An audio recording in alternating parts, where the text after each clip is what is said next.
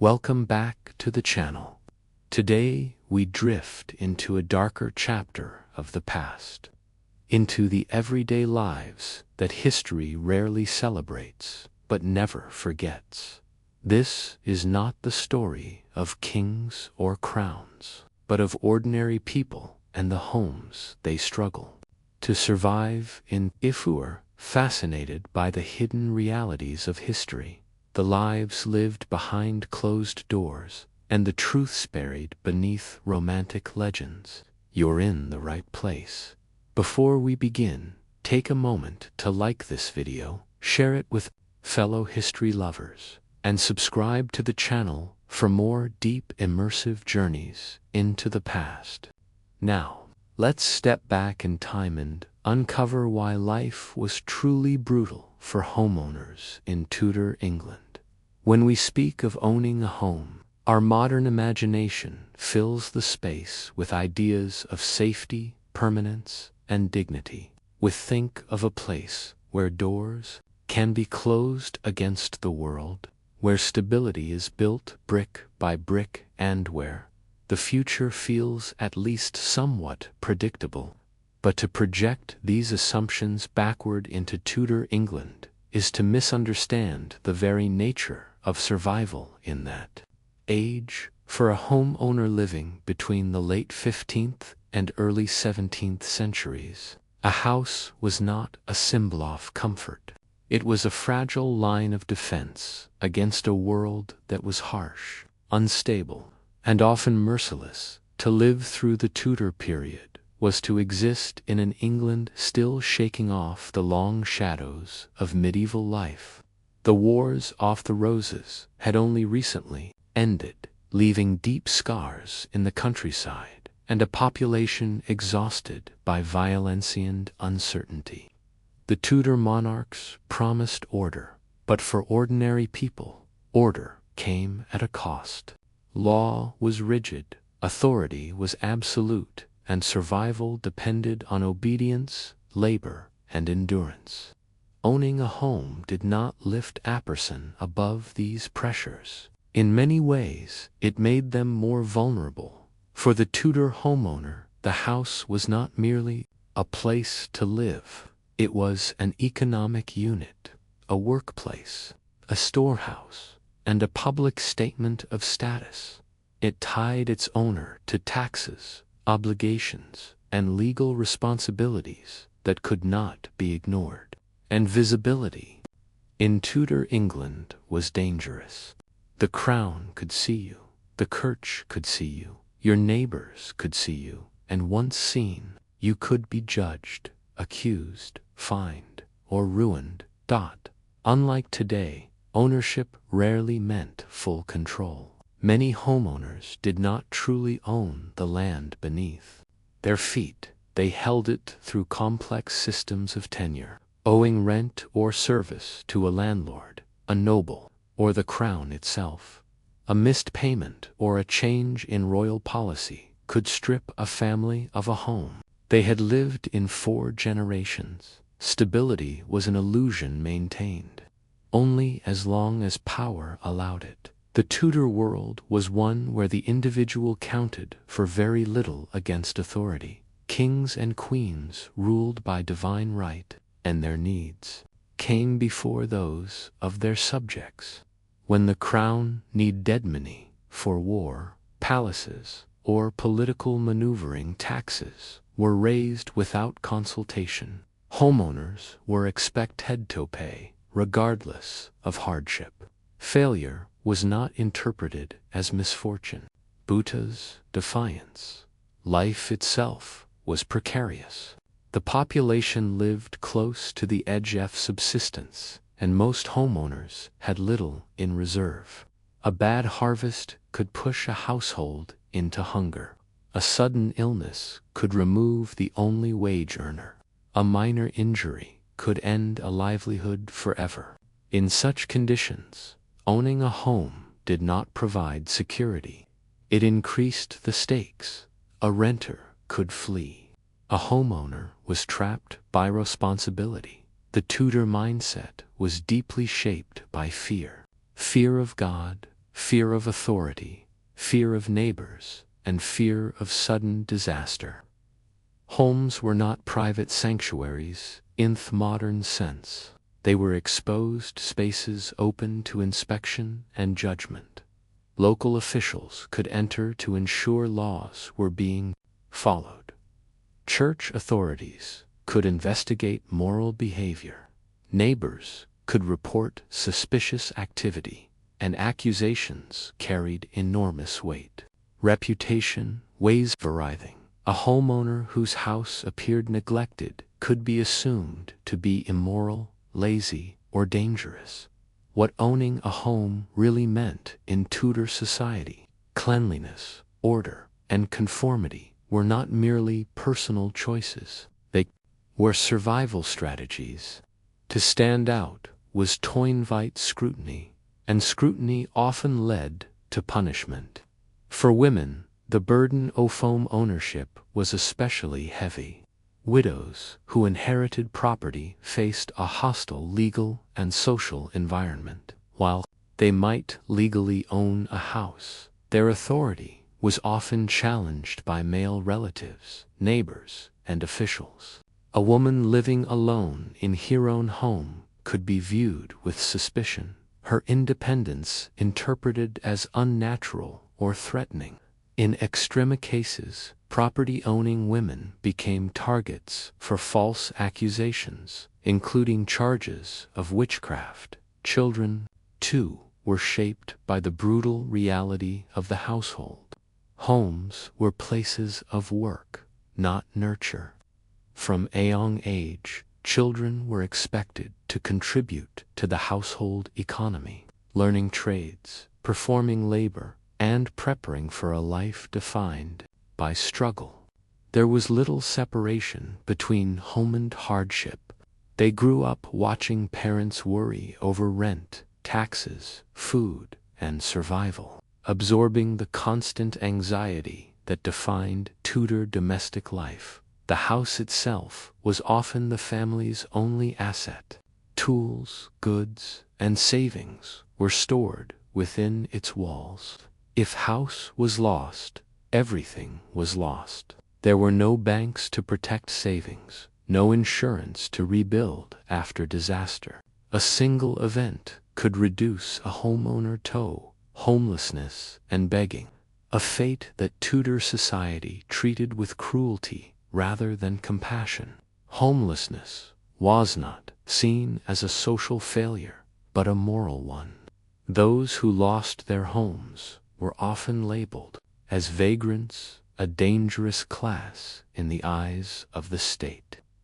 Tudor laws against vagrancy were harsh, including whipping, branding, and forced labor. The fear of falling into this category haunted homeowners constantly.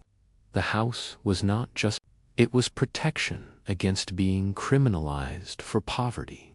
Owning a home also meant being tied to the local community in ways that were both supportive and oppressive.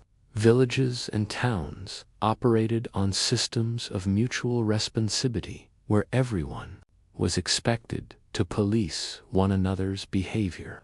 If a crime occurred, the entire community could be punished. If a poor person starved, questions would be asked about who had failed in their duty.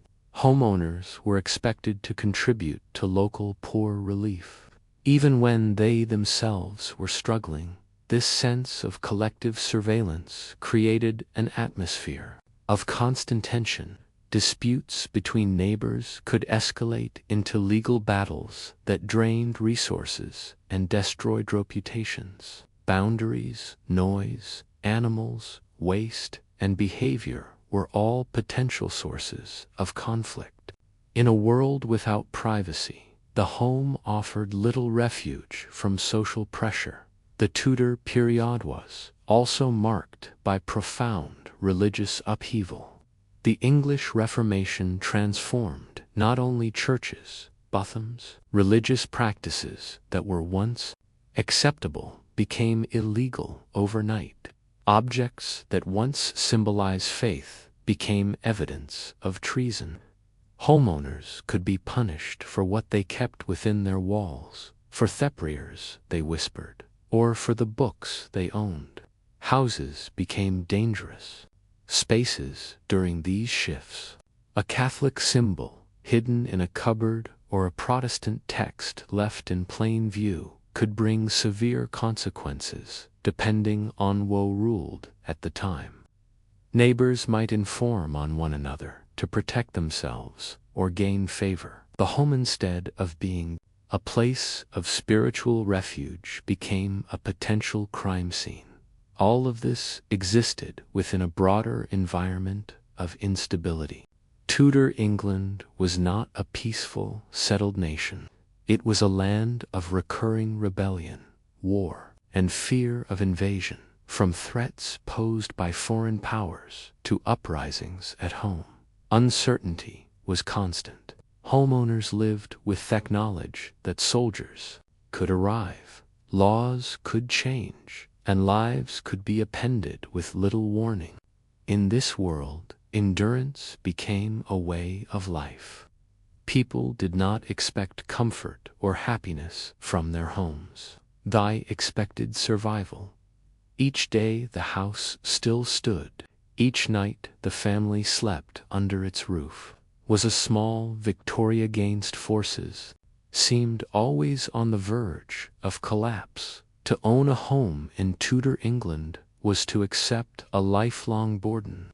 It meant constant vigilance, endless labor, and unrelenting anxiety.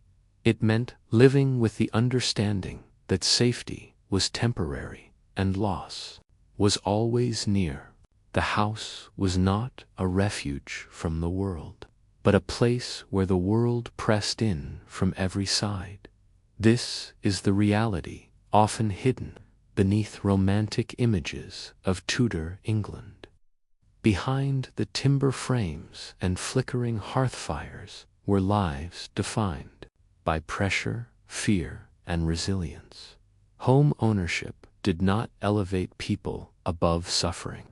It bound them tightly to it. And it is only by understanding this harsh truth that we can begin to grasp what life was truly like for those who lived and died within the walls of Tudor England's homes. A Tudor house from the outside might appear charming to the modern eye. Beams crisscrossed with dark lines, whitewashed walls, overhanging upper floors, and a steep thatched roof fall seemed to belong to a picturesque past. But this image is a deception. How Tudor houses were built and why they failed. For the people who lived inside these houses, beauty was irrelevant. What mattered was whether the structure could keep out the rain, resist collapse, and provide enough shelter to survive another season. Comfort, privacy, and health were luxuries far beyond reach.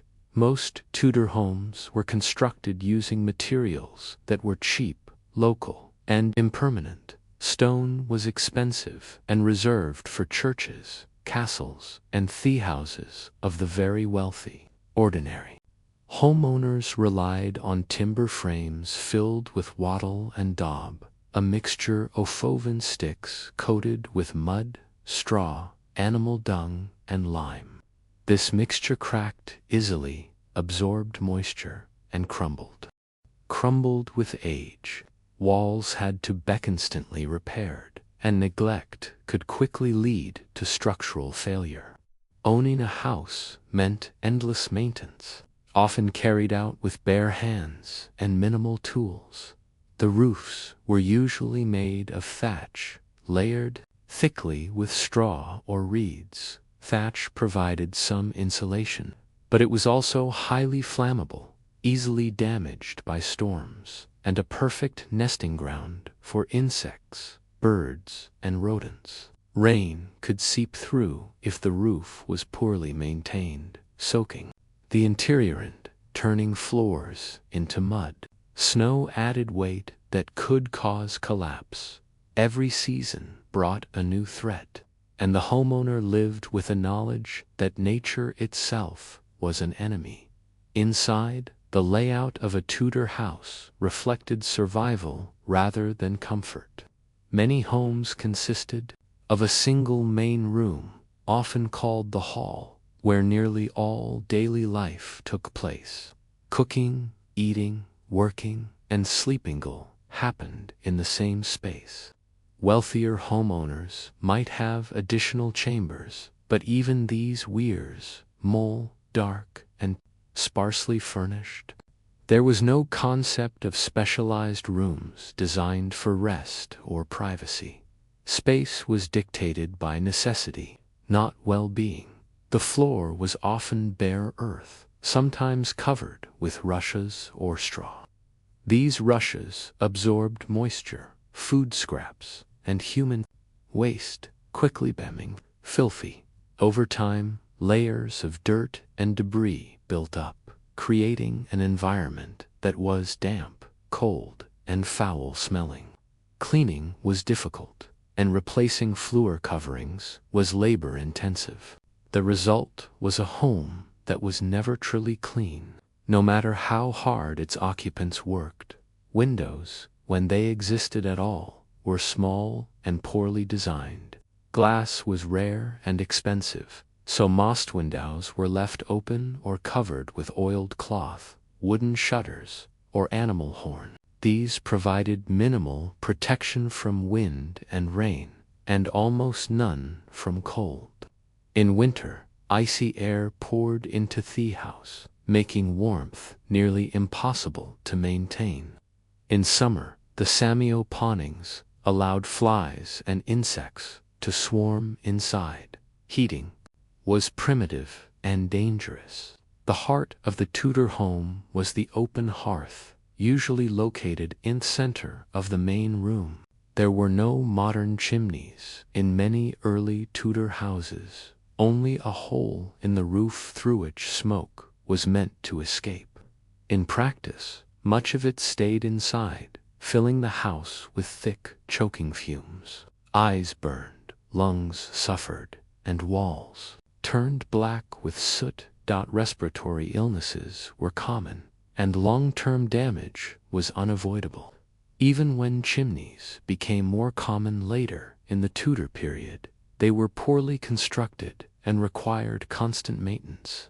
Blockages could force smoke back into the house, while cracks could allow sparks to ignite the roof. Firewood was expensive and often in short supply, meaning homeowners had to ration heat carefully. Many endured winter nights wrapped in clothing, huddled together, their breath visibly in the air.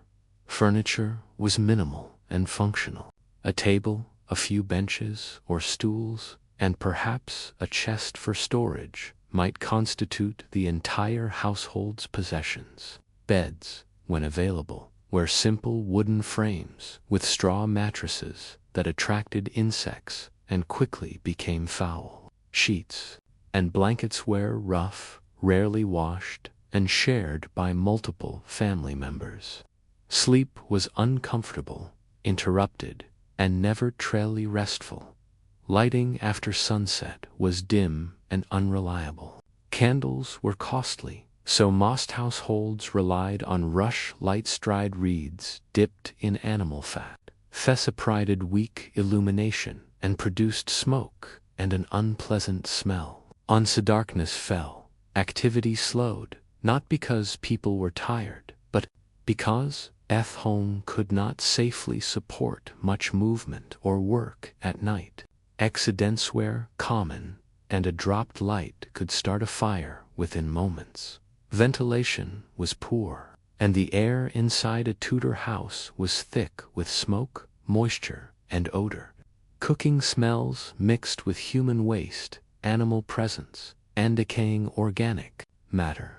Many homeowners kept animals close to the house or even inside during cold weather, adding to the stench and filth. Pigs, chickens, and goats were not just livestock.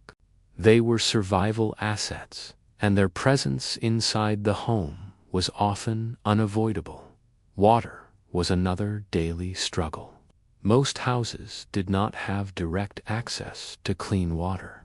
Homeowners relied on wells, rivers, or communal pumps, which were often contaminated.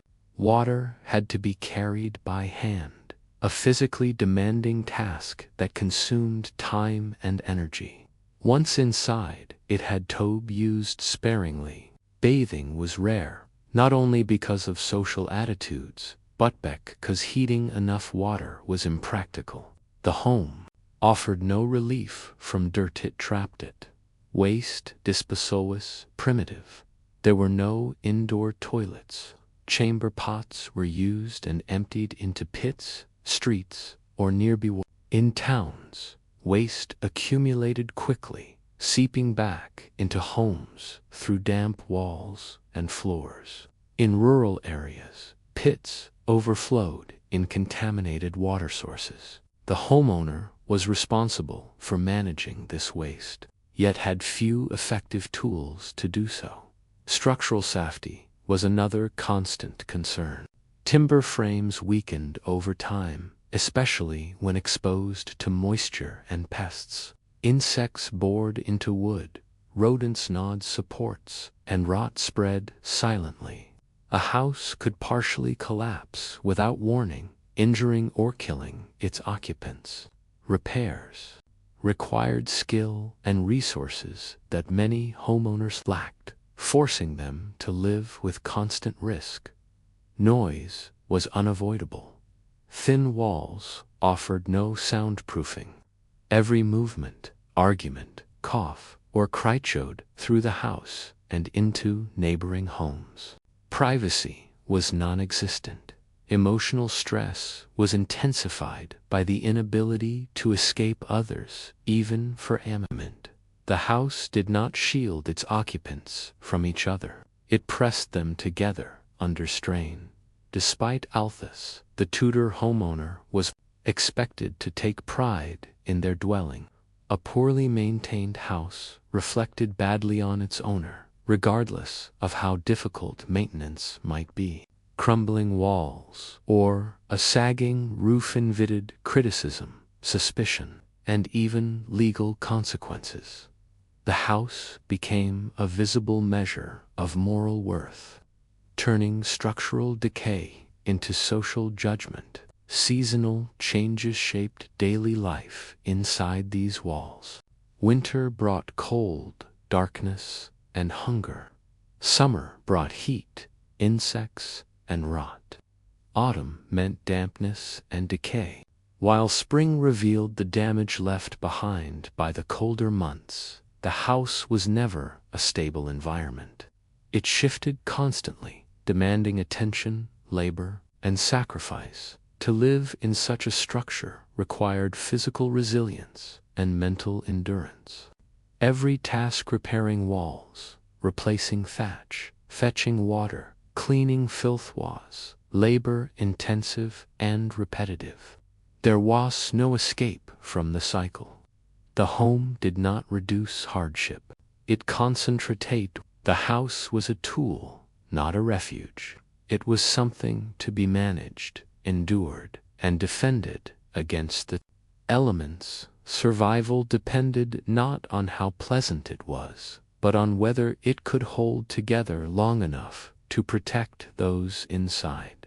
Behind the romantic facade of Tudor architecturally, a reality of cold rooms, smoky air, constant dampness, and relentless labor.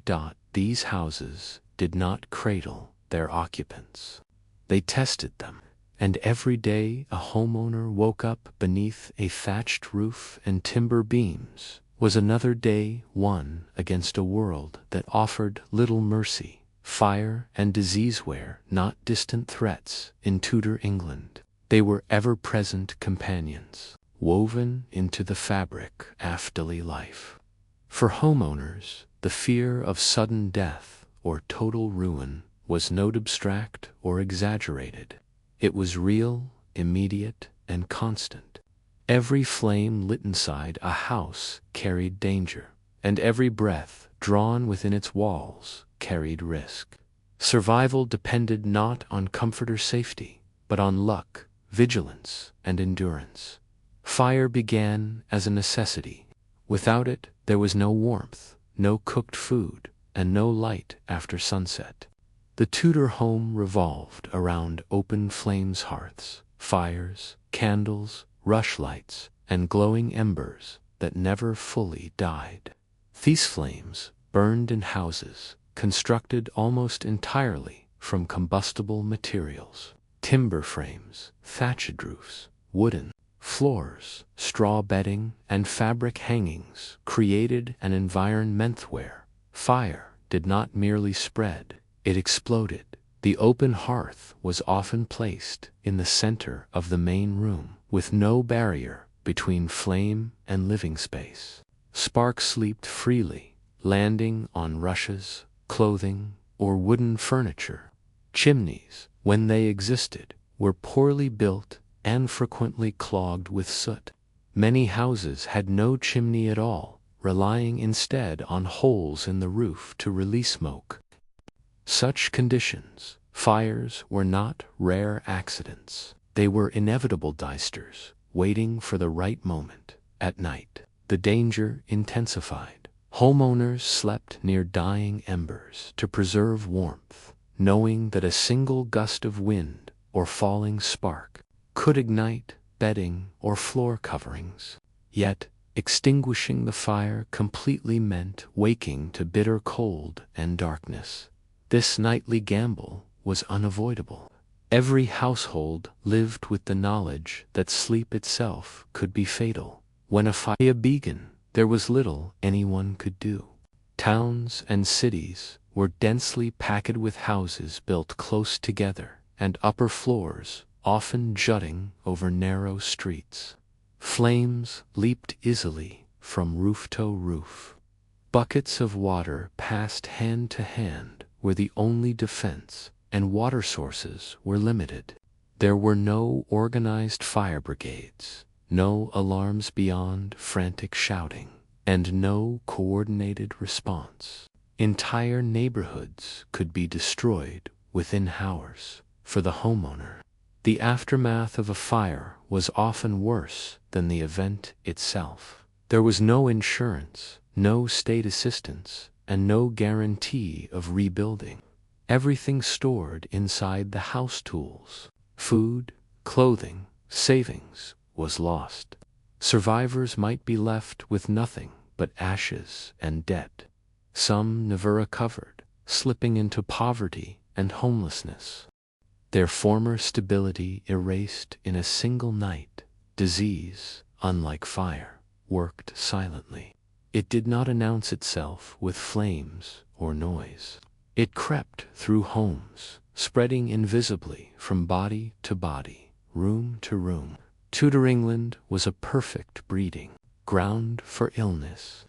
Houses were cramped, poorly ventilated, and filthy by modern standards. Clean water was scarce. Waste disposal was primitive, and animals lived in close proximity to humans. The air inside a Tudor home was thick with smoke from the hearth, moisture from damp walls, and odors from decaying organic matter.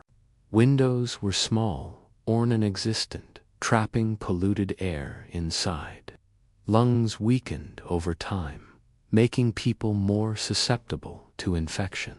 Chronic coughing, eye irritation, and breathing difficulties were common, accepted as normal aspects of life. Rats and mice were constant companions. They nested in walls, thatch, and floor coverings, feeding on stored grain and household waste. Fleas thrived on these animals and on human bodies, spreading deadly diseases. Homeowners knew the presence of vermin was dangerous, but they had few effective means of control. Traps were crude, poisons unreliable, and cats offered only limited protection. Plague outbreaks haunted Tudor England, returning again and again in waves of terror. When plague struck, it did not discriminate by wealth or status. But homeowners were particularly vulnerable. Their houses trapped them inside confined spaces, increasing exposure to infected family members. Once illness entered a household, escape difficult or impossible. There was no understanding of bacteria or contagion. Disease was often attributed to bad air, divine punishment, or astrological influence. Treatments ranged from ineffective to actively harmful. Bloodletting, herbal mixtures, and superstitious rituals provided little relief. Homeowners watched helplessly as loved ones weakened, knowing there was little they could do. Fear shaped daily behavior. When disease appeared in a town, neighbors avoided one another. Houses were marked, doors were closed, and families were sealed inside. Isolation, hunger, and despair followed. Some fled if they could, but homeowners were often unable to abandon their property. To leave a house unattended, staying meant risking death. Even common illnesses, a simple infection, untreated and misunderstood, could become fatal. Injuries sustained inside the home cuts, burns, falls were constant risks. Cooking over open flames, working with sharp tools, and navigating uneven floors all carried danger. Without proper medical care, small accidents could end lives. Child mortality was devastatingly high. Homes offered no protection against the illnesses that swept through families. Children slept close together, sharing bedding and air. When disease struck, it spread rapidly among the young. Parents lived with a constant fear of loss, knowing that survival was uncertain and grief was common. The emotional toll of this environment cannot be overstated. Homeowners lived under relentless stress, knowing that disaster could strike without warning. Every smell of smoke raised alarm. Every cough sparked fear. Every unexplained fever carried the possibility of death. Anxiety was a permanent companion, shaping behavior and worldview. Religion offered both comfort and terror. Many believed disease and fire were expressions of divine will. A burning house or dying child wasn't treated as punishment or a test of faith. Homeowners were urged to examine their moral behavior, increasing guilt and fear during times of crisis. Instead of reassurance, belief often intensified suffering. Public health measures were crude and harsh. In times of plague, authorities might order houses sealed, trapping entire families inside with the sick. Guards enforced quarantine, preventing escape. Food was sometimes lived, sometimes not. Death inside these sealed homes was common, and survivors emerged traumatized. If they emerged at all, fire and disease often worked together. After a fire destroyed homes, displaced families crowded into serving houses, increasing the spread of illness. After plague reduced the population, neglected houses decayed, becoming even more dangerous. Each disaster fed the next, creating cycles of suffering that defined Tudor life. Despite this, life went on. Homeowners lit their fires each morning, cooked their meals, and slept beneath their thatched roofs. They did so not because Athea felt safe, but because there was no alternative. Risk was unavoidable. Fear was normalized. Survival depended on acceptance. As much as effort, the Tudor house was not a shield against danger. It was a vessel in which danger accumulated. Flames burned within its wells. Disease lingered in its air. Death walked freely through its doors. Yet people endured, clinging to life with resilience forged by necessity. To understand this reality is to strip away romantic visions of the past. The Tudor home was not a cozy retreat from a simpler time. It was a place where danger was constant and survival wasn't. For homeowners, every day lived within those walls was a victory against forces that could at any moment erase everything. This was the brutal truth of life, shaped by fire and disease in Tudor England, a world where owning a home meant living permanently on the edge of catastrophe. For a Tudor homeowner, the weight of taxes and the reach of the law were as oppressive as cold winters or deadly disease.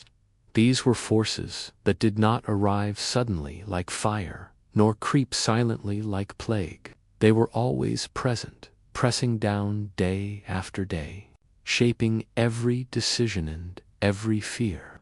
To own a house was to place oneself firmly within the grasp of authority, and once their escape was nearly impossible. Tudor England was governed by a rigid hierarchy in which power flowed downward from the monarch through nobles and officials, and finally onto ordinary people.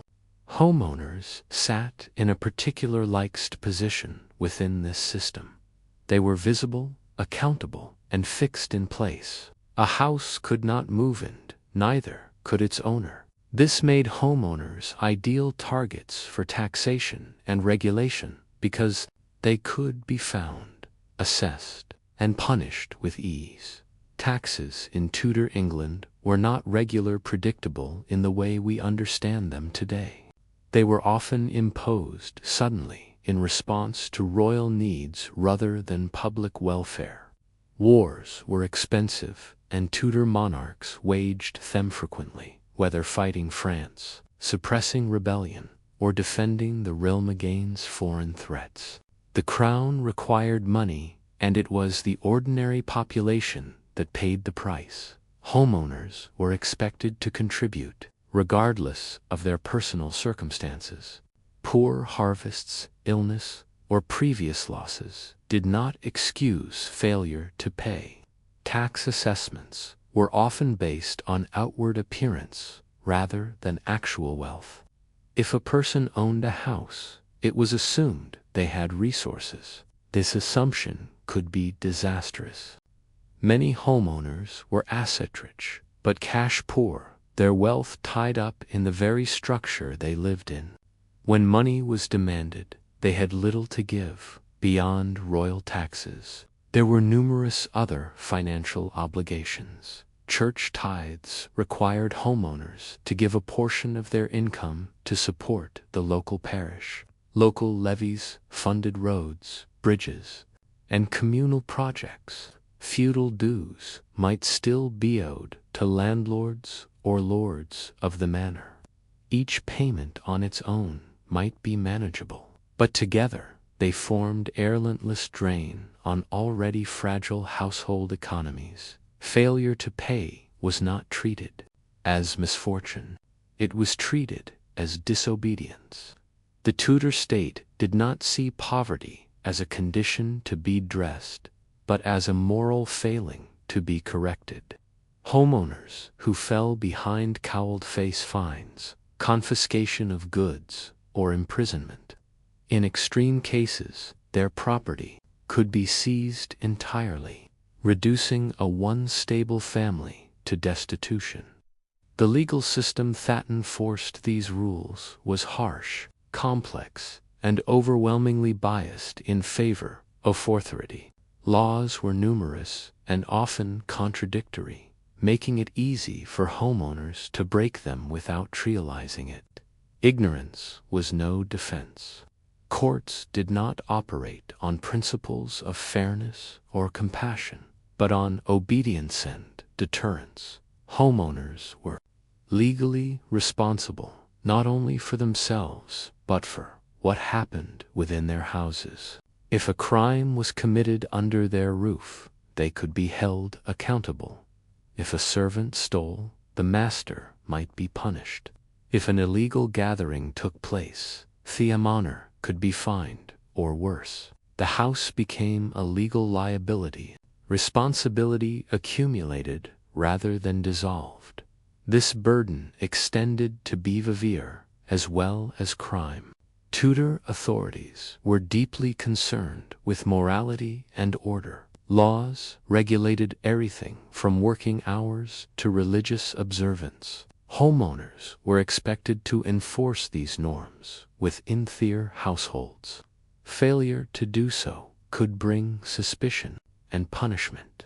A house that appeared unruly or disorderly was assumed to harbor moral corruption. Justice in Tudor England was public and intimidating.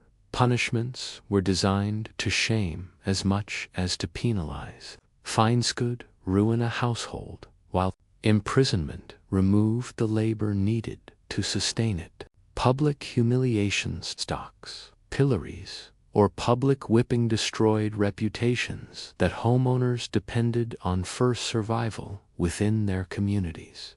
Legal disputes were common and dangerous. Boundary disagreements, inheritance claims, unpaid debts, and accusations of misconduct could all end up in court. Legal proceedings were expensive and time-consuming. A homeowner drawn into a dispute might spend months or years fighting to protect their property, draining resources and energy. Victory was never guaranteed, especially when facing wealthier or more powerful opponents. Women homeowners faced even greater vulnerability under the law. While some women could own property, their legal rights were limited and often contested. Widows who While some women could own property, their legal rights were limited and often contested. Widows who inherited houses were frequent targets of exploitation. Male relatives, neighbors, or officials might challenge their ownership, assuming a woman could not properly manage property. The law offered little protection against suck pressures. Religious law added another layer of danger. The Tudor period was marked by dramatic shifts in religious policy. Practices considered lawful under one monarch could become criminal under the next. Homeowners could be punished for what they believed, how they worshipped, or what religious objects they kept inside their houses. The home once again became evidence. Inspections were common. Officials might enter houses to check for illegal religious items, unlicensed activities, or violations of labor laws. Refusal could be interpreted as guilt. Compliance did not guarantee safety. Anything found could be used as grounds for punishment. Homeowners lived with the knowledge their private space was never truly private. The law also controlled movement and labor. Homeowners were Tito, their parish, and expected to contribute to its upkeep. Leaving without permission could bring legal consequences. At the same time, they were required to work either directly or be ensuring that members of their household were productive. Idleness was criminalized. A homeowner who appeared not to be working hard enough risked suspicion and punishment. Debt was another legal trap.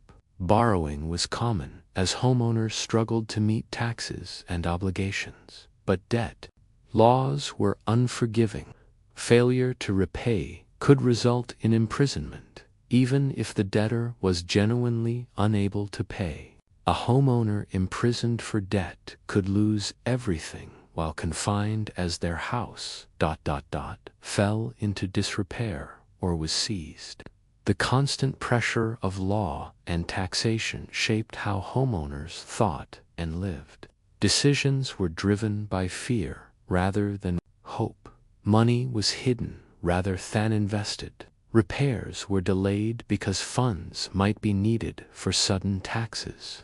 Generous city was risky. Trust was limited. Survival required caution, conformity, and community life which might seem supportive from a distance, was often another tool of enforcement. Neighbors were expected to report wrongdoing, informing could bring rewards or protection. As a result, suspicion flourished. A careless word, an unpaid fine, or an unconventional prick could quickly become a legal problem. Homeowners learned to watch themselves as closely as they watch. The Tudor legal system did not aim to protect homeowners. It aimed to control them. Stability was enforced through fear, punishment, and obligation. Order mattered more than justice. Authority mattered more than human cost. The house, instead of being a shield, became an anchor that held its owner firmly in place while the weight of the state pressed down. Yet, despite this relentless pressure, plundered. They learned to navigate the system, to pay when they could, to comply outwardly, even when they suffered inwardly. Homeownership was not abandoned because it was dangerous. It was clung to because it was the last barrier between survival and ruin. To understand Tudor England is to understand this crushing relationship between property and power. Owning a home meant belonging to a system that demanded everything and gave little in return. It was a life lived under constant judgment, where the law was not a protector but a presence, watchful, unforgiving, and always ready to strike.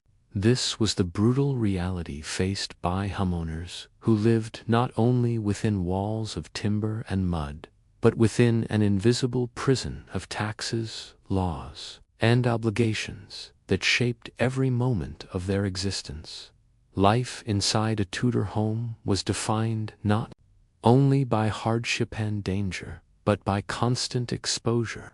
The walls were thin, the spaces were cramped, and the lives of those inside were never truly their own. Privacy, as we understand it today, simply did not exist.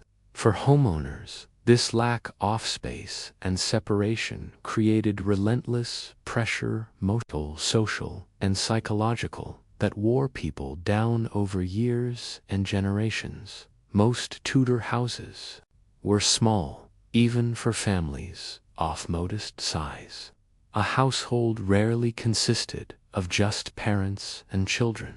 Servants, apprentices, extended relatives, and sometimes lodgers all shared the same confined space. This was not a choice born of generosity, but of necessity. Taking in others brought extra income, shared labor, or social obligation that could not be refused. Each additional person, however, increased strain on resources, space, and tempers. Sleeping arrangements reflected this crowding. Entire families slept in the same room, often in the same bed.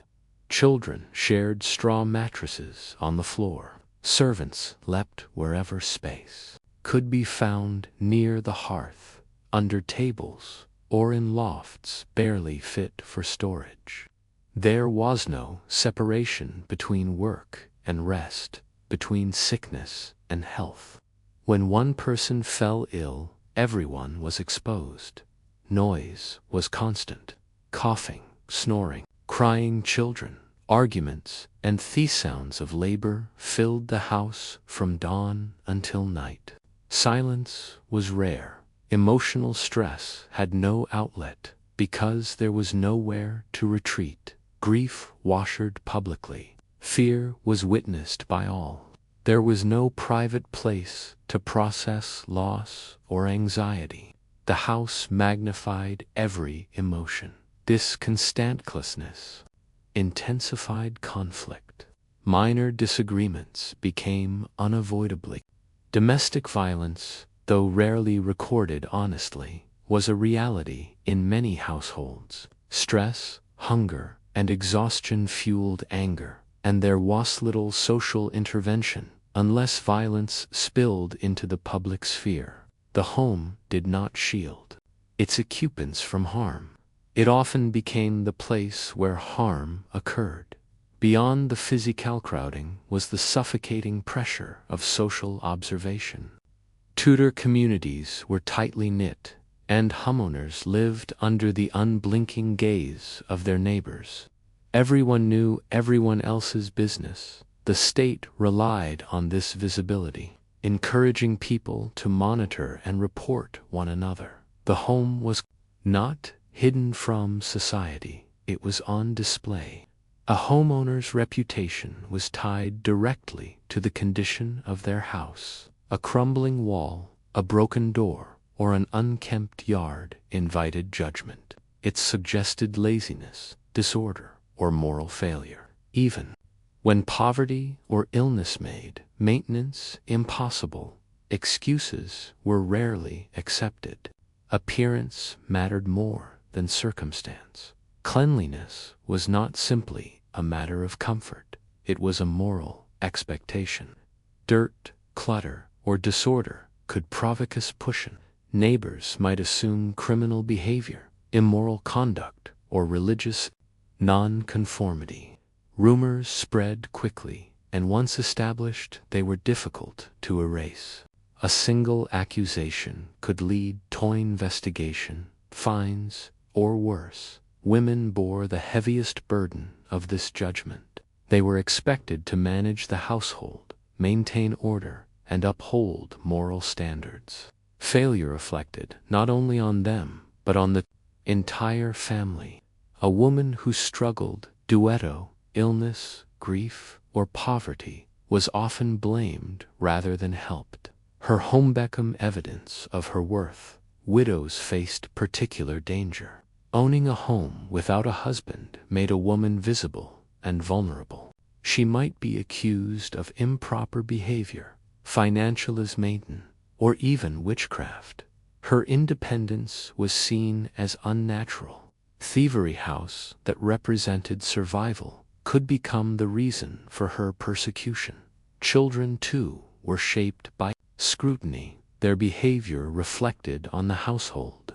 Misconduct bring punishment not just to the child but to the parents. As a result, discipline was harsh, driven by fear of public shame as much as by desire for order.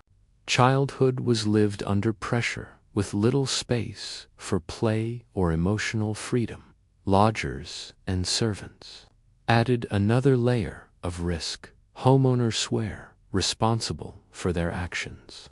If a lodger committed a crime or a servant behaved improperly, blame often fell on the householder.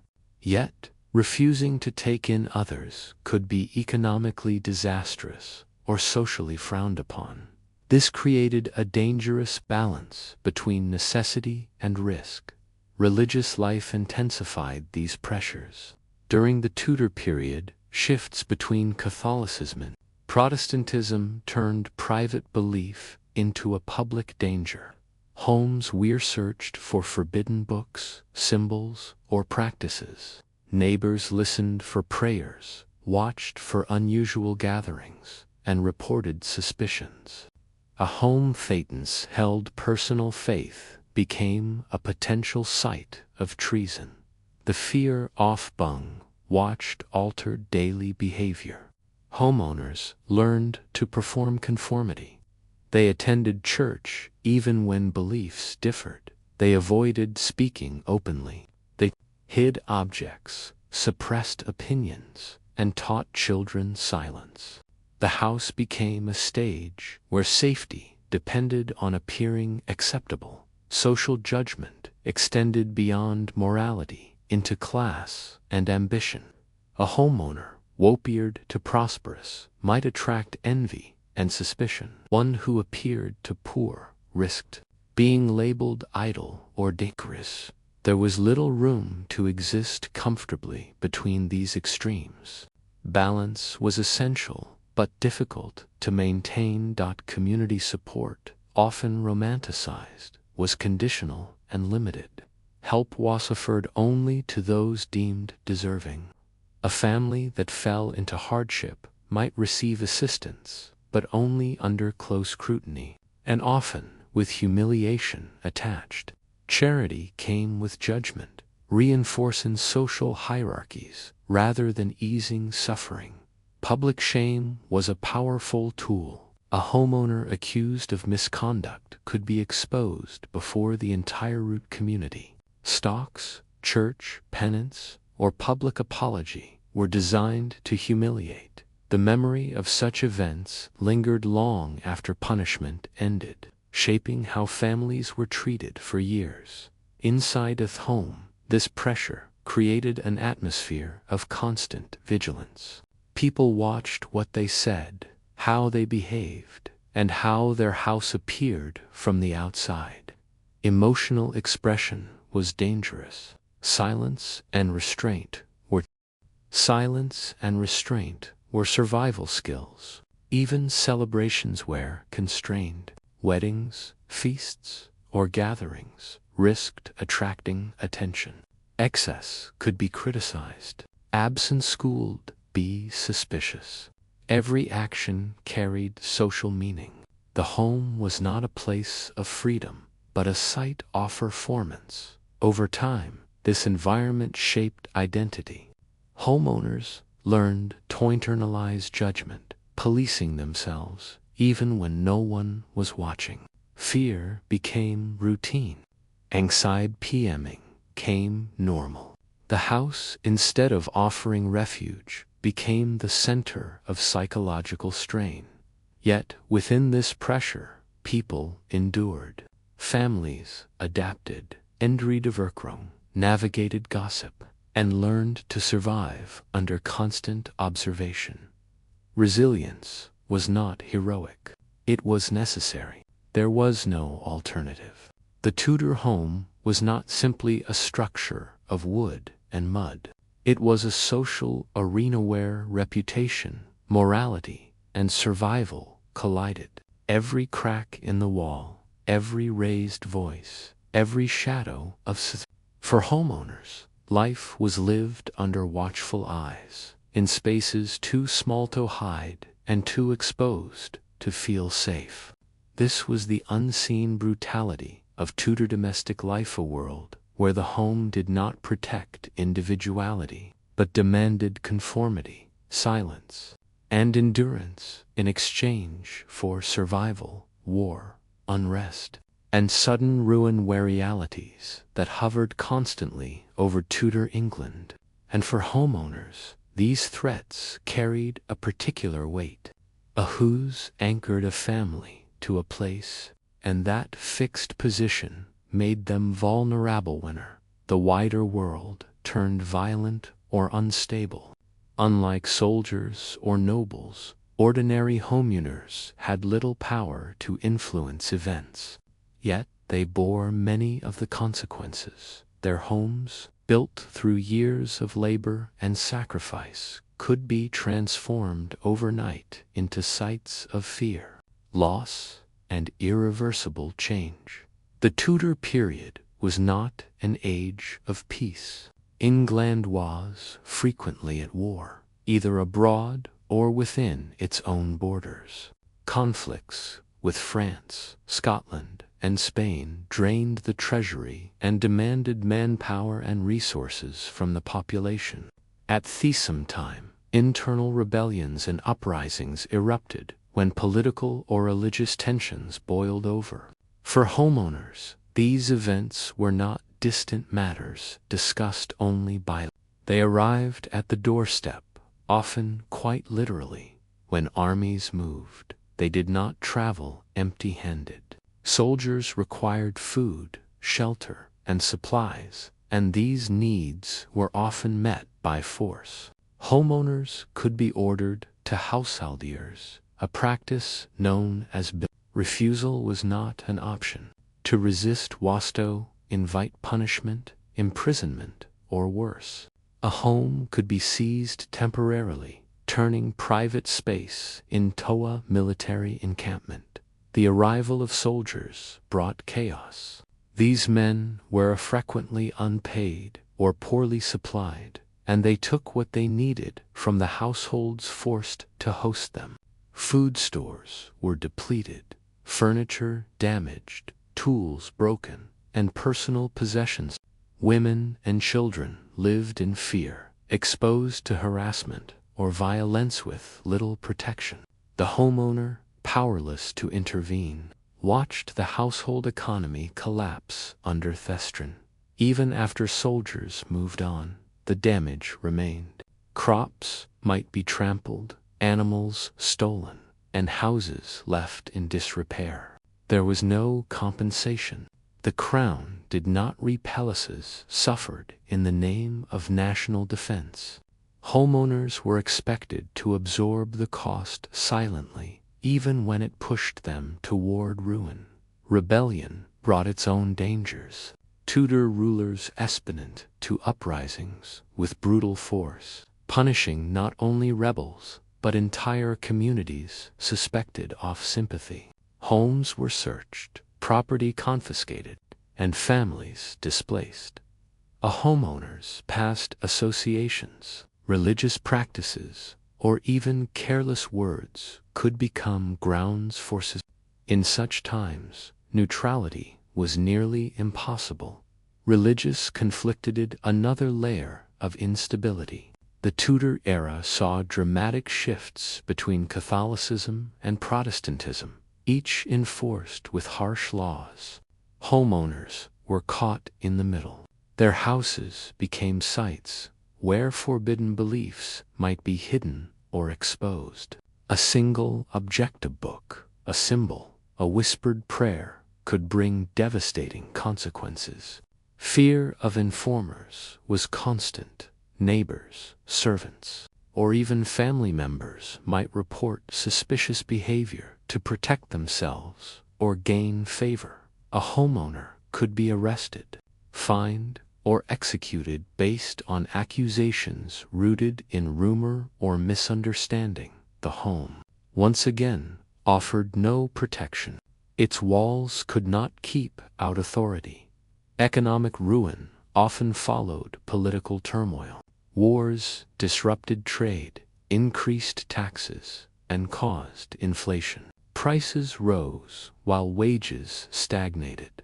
Homeowners struggled to afford basic necessities, let alone maintain their houses. Debt became common, and debt was dangerous. Creditors showed little mercy, and imprisonment for debt could strip a family of its last means of survival. The absence of any safety net made these crises catastrophic. There was no state welfare, no disaster relief, and no insurance. Charity existed, but it was limited, conditional, and often humiliating. A homeowner who fell into hardship might receive minimal aid, but only under strict supervision, and with the constant threat of being labeled idle or undeserving. Loss of a home was not merely an economic failure. It was a social death. Without a fixed address, a person became a vagrant in the eyes of the law. Tudor vagrancy laws were severe, treating homelessness as a crime rather than a misfortune. Punishments included whipping, branding, and forced labor. The fear of falling into this category haunted homeowners constantly. Natural disasters compounded these dangers.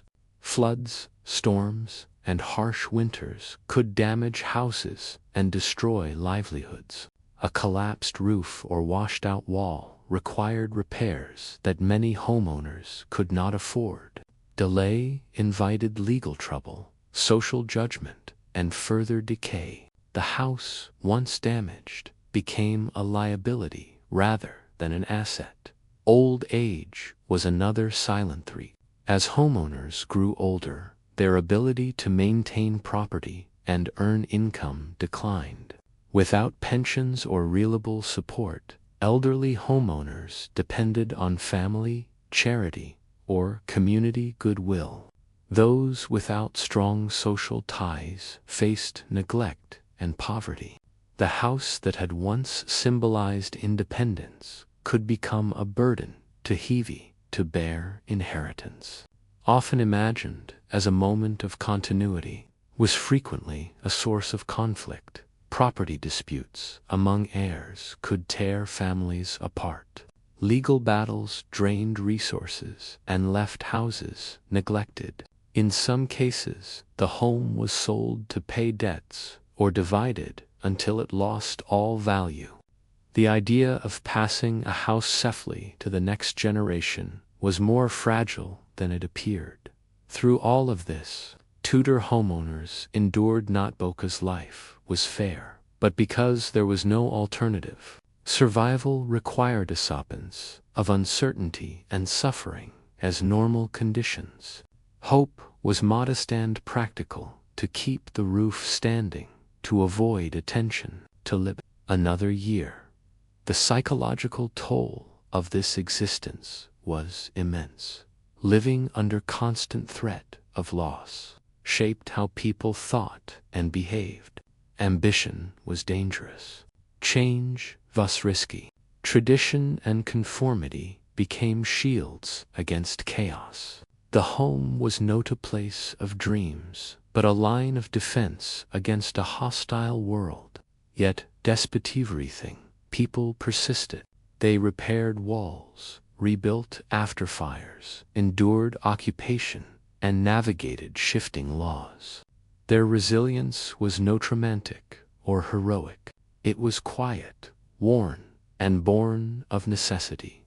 Each surviving house shell represented countless compromises and sacrifices made to stay afloat. When we look back on Tudor England, it is easy to be distracted by royal intrigue, grand architecture, and dramatic events.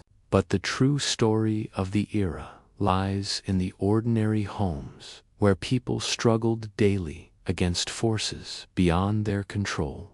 For homeowners, life was a constant balancing act between survival and collapse. Owning a home did not grant peace or security. It bound a person to a system that offered little mercy. War, law, economy, and societal pressed in on those timber walls. The house stood not as a symbol of comfort, but as a fragile barrier against a world that could at any moment take everything away. This was the finale brutality of Tudor home ownership: the knowledge that no matter how hard one worked, no matter how carefully one obeyed, safety was never guaranteed. Survival was temporary, and endurance was the only lasting achievement, even after enduring poverty, disease, social pressure, harsh laws, war, and the constant threat of ruin. There remained one final, quieter brutality in the life of a Tudor homeowner: the slow erosion of hope. This was not a sudden catastrophe, but a gradual wearing down of spirit, pestilently, from one generation to the next. It was the realization that no matter how much effort was given, how carefully rules were followed, or how faithfully one worked, life would likely never improve in any meaningful way. For many Tudor homeowners, the future was not imagined as progress, but as repetition. Each year followed the Simex housing rhythm: repair the house, pay the dues, survive the winter, avoid attention, endure loss, and begin again. There was little sense of upward movement. Children did not dream of easier lives. They were trained to inherit hardship. A house was not a stepping stone toward prosperity, but a fixed point around which struggle revolved. This created a deeply conservative mindset, not political in the modern sense, but psychological. Change was dangerous. New ideas, new ambitions, or new ambitions carried risk. A homeowner who tried to improve their situation too visibly might attract envy, suspicion, or increased taxation. Success itself could be punished. As a result, people learned to limit their aspirations, to aim not for advancement, but for invisibility. The home reinforced this mentality. Every crack in the wall, every sagging beam, every patch of damp reminded its occupants that decay Every patch of damp reminded its occupants that decay was inevitable. Repairs never ended. They only delayed collapse. No matter how much labor was poured into maintaining a house, time and nature always gained ground. This constant battle against deterioration shaped how people viewed their own lives: temporary, fragile, and ultimately beyond control. Aging brought its own quiet cruelty. As homeowners grew older, the house that once represented independence became a physical burden. Roofs still needed repair, walls still needed reinforcing, and fuel still needed gathering, but strength faded. Without modern tools or assistance, even simple maintenance became exhausting. The house did not adapt to age. It demanded the same labor until the body failed. Elderly homeowners without strong family support were especially vulnerable. If children had died, moved away, or fallen into poverty themselves, the old were left alone with responsibilities they could no longer manage. Community help was limited and conditional. An aging homeowner who could not keep their house in good order risked judgment, neglect, and eventual displacement. Death, when it came, did not bring peace to the household. Funerals were costly, and burial fees placed additional strain on families already struggling. Inheritance disputes often followed reopening wounds. The house, instead of uniting survivors, could become a source of conflict, resentment, and legal trouble. For those who survived into old age, memory itself stores were depleted, furniture damaged, tools broken, and personal possessions. Women and children lived in fear, exposed to harassment or violence with little protection. The homeowner, powerless to intervene, watched the household economy collapse under strain. Even after soldiers moved on, the damage remained. Crops might be trampled, animals stolen, and houses left in disrepair. There was no compensation. The crown did not palaces suffered in the name of national defense. Homeowners were expected to absorb the cost silently, even when it pushed them toward ruin. Rebellion brought its own dangers. Tudor rulers responded to uprisings with brutal force, punishing not only rebels but entire communities suspected of sympathy. Homes were searched, property confiscated, and families displaced. A homeowner's past associations, religious practices, or even careless words could become grounds for suspicion. In such times, neutrality was nearly impossible. Religious conflicted another layer of instability. The Tudor era saw dramatic shifts between Catholicism and Protestantism, each enforced with harsh laws. Homeowners were caught in the middle. Their houses became sites where forbidden beliefs might be hidden or exposed. A single object book, a symbol, a whispered prayer could bring devastating consequences. Fear of informers was constant. Neighbors, servants, or even family members might report suspicious behavior to protect themselves or gain favor. A homeowner could be arrested, fined, or executed based on accusations rooted in rumor or misunderstanding. The home, once again, offered no protection. Its walls could not keep out authority. Economic ruin often followed political turmoil.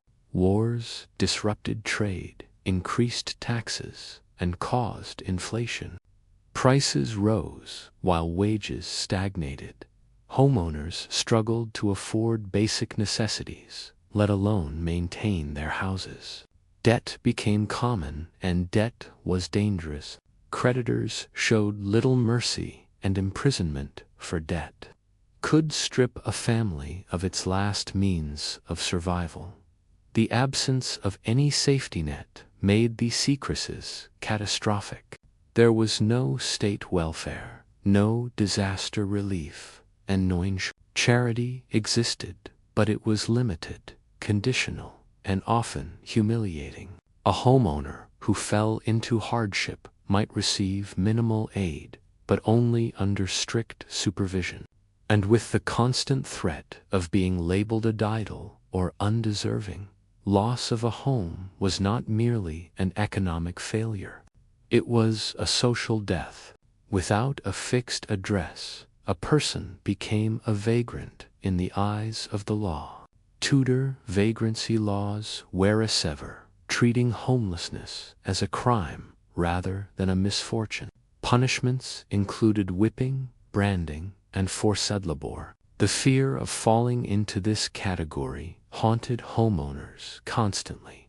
Natural disasters compounded floods, storms, and harsh winters could damage houses and destroy livelihoods. A collapsed roof or washed-out wall required repairs that many homeowners could not afford. Delay invited legal trouble, social judgment, and further decay. The house, once damaged, became a liability rather than an asset. Old age was another. As homeowners grew older, their ability to maintain property and earn income declined. Without pensions or reliable support, elderly homeowners depended on family, charity, or community goodwill. Those without strong social ties faced neglect and poverty. The house that had once symbolized independence could become a burden too heavy to bear. Inheritance, often imagined as a moment of continuity, was frequently a source of conflict. Property disputes among heirs could tear families apart. Legal battles drained resources and left houses neglected. In some cases, the home was sold to pay debts or divided until it lost all value. The idea of passing a house safely to the next became a burden. Many had lived through fires, plagues, wars, and religious upheaval. They had buried children, lost neighbors, and watched entire streets vanish. The house stood as a witness to these losses, filled with absences that could not be repaired. Every familiar corner carried reminders of those who no longer lived there. Mental health, though not recognized as such, suffered deeply under these conditions. Anxiety, despair, and emotional numbness were common, even if they were never named. Grief was frequent and unresolved. There was little space for mourning in a world that demanded constant labor. Life went on not because wounds healed, but because survival required it. Religion offered explanations, but not always comfort. While faith could prove damning, it also reinforced guilt and fear. Suffering was often interpreted as deserved or divinely ordained. This belief discouraged resistance and encouraged acceptance of hardship as inevitable. For homeowners, the idea that life would always be difficult became not just a reality, but a moral expectation. Children raised in these homes absorbed this worldview early. They learned that security was fragile, that obedience mattered more than happiness, and that endurance was more valuable than joy. Play was limited, education was rare. The house was a place where responsibility arrived too soon and stayed too long. Even moments of happiness were restrained. Laughter, celebration, and expression were carefully measured to avoid attracting attention or criticism. Excess was dangerous. Emotion was controlled. Over time, this produced a culture of restraint that blurred the line between discipline and despair. The ultimate cruelty was that this way of life people did not see themselves as victims of an unjust system because there was no everyone around them lived the same way. Suffering became the baseline. The idea that life could be fundamentally different was difficult to imagine. From a modern perspective, it is tempting to admire the resilience of Tudor homeowners. And resilience they certainly had. But resilience, born of necessity, is not the same as resilience chosen freely. Endurance was not a virtue celebrated by choice. It was a condition imposed by circumstance. The house, in the end, symbolized this entire experience. It stood firm not because it was strong but because it was constantly propped up by human effort. Its occupants lived the same way, held together by routine, habit, and determination, even as pressures mounted from every side. When we step back and look at Tudor England through the lens of ordinary homeowners, a different history emerges, not one of grandeur or progress, but of survival measured in years rather than generations. These were lives spent maintaining rather than advancing, enduring rather than escaping. And yet, without this people, history would have no foundation. Their labor supported towns, economies, and nations.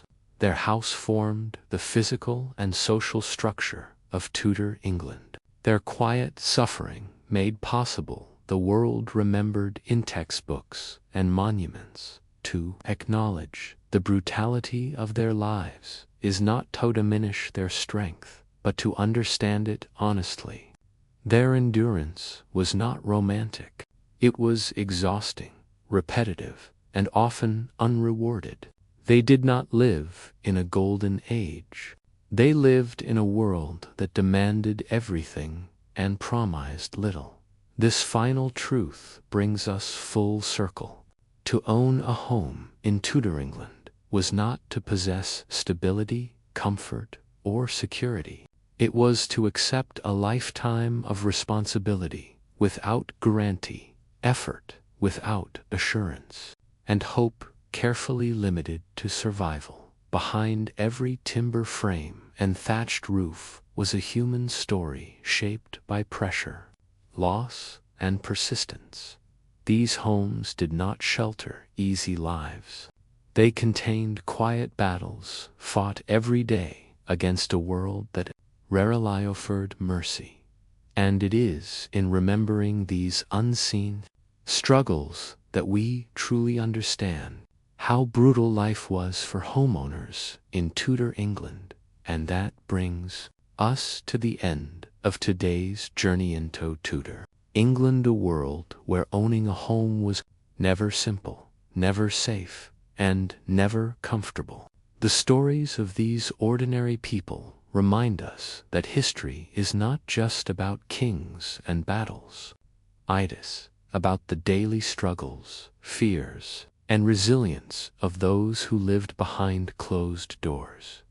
If you found this Devento, the past, insightful, don't forget to like the video, share it with fellow history enthusiasts, and subscribe to the channel for more explorations into the hidden realities of history.